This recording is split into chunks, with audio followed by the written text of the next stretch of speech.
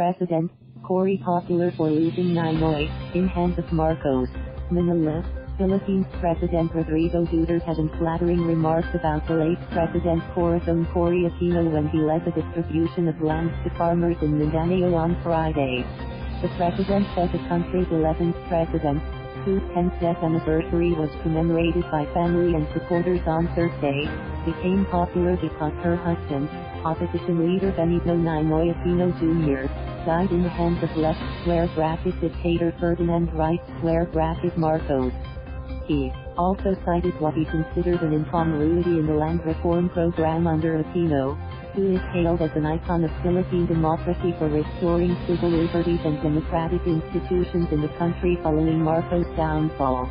The president, an ally of the Marcoses, shared his thoughts on Aquino during a program in Davao City where he presided over the distribution of 1,361 certificates of land ownership award, CLOAs, to 1,709 farmers.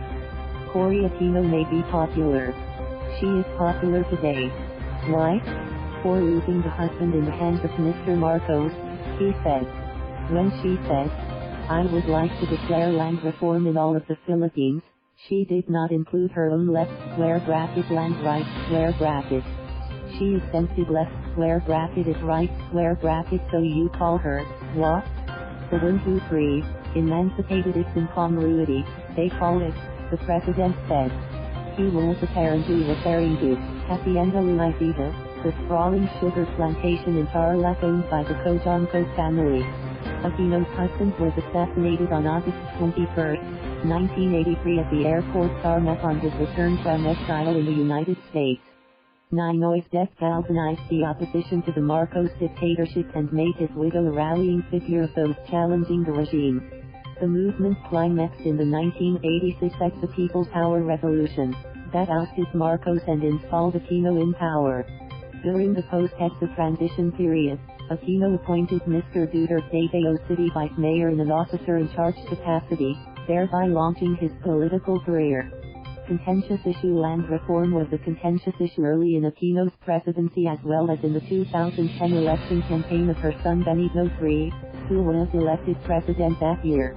Critics of the Aquinos would cite the 1987 massacre of farmers protesting at Mandila Bridge, the violent dispersal of a strike at Hacienda Luisita in November 2004, as well as the backlash to the Renato Corona-led Supreme Court decision in 2012 on the distribution of Hacienda Luisita. During her term, Aquino enacted a comprehensive agrarian reform program that would be subsequently extended by succeeding administrations. The program was supposed to have ended in the final year of her son's presidency, although hundreds of thousands of hectares of agricultural land remained for distribution. The president on Friday assured farmers of his commitment to land reform when he handed over CLOAs covering 1,452 hectares in the Davao region. "We are crafting a law that would allow you to mortgage your title, your land, to borrow money to improve the land," the president said. "You know, agriculture is the weakest link in our country. So we have to do more," he said. The president also underscored the importance of the government's land reform program in ending the communist insurgency. "You only have to make them left square bracket insurgents right square bracket irrelevant." What? "The greatest promise that the communists can give is land reform.